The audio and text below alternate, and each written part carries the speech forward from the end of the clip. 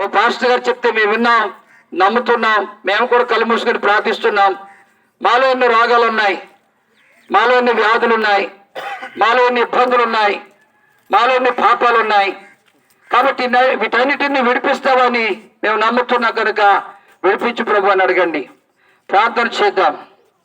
ప్రేమ స్వరూపుడా, జీవాధిపతి నీ కొందనాలు. నా మంచి కాపాడి స్తుతులు చెల్లిస్తున్నాం.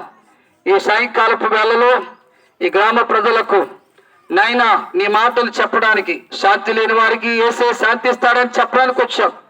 ఆరోగ్యం లేని వారికి ఏసే ఆరోగ్యం ఇస్తాడని చెప్పడానికి వచ్చాం. పాపాలతో ఉన్న వారిని క్షమించి పరలోక రాజ్యానికి వారసులుగా చేస్తాడు ఏసై అని చెప్పడానికి వచ్చాం.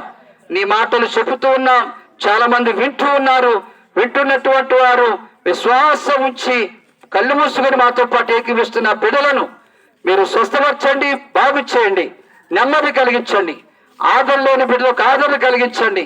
ఆరోగ్యం లేని బిడ్డలకు ఆరోగ్యము దయచేసి ఈ రాత్రి జరుగుతున్న స్వాత కూటానికి ఈ గ్రామ ప్రజలు కదిలి వచ్చుటకు నైనా మీరు వేలవేసి పిలిచి నడిపించి మహిమనిచ్చుకునమని, ఇక్కడ పరిచయం చేసిన దాసులను దీవించి పరిచయం అభివృద్ధికరంగా చేయమని యేసుక్రీస్తు నామములో ప్రార్థిస్తున్న పరమ తండ్రి. ఆమేన్.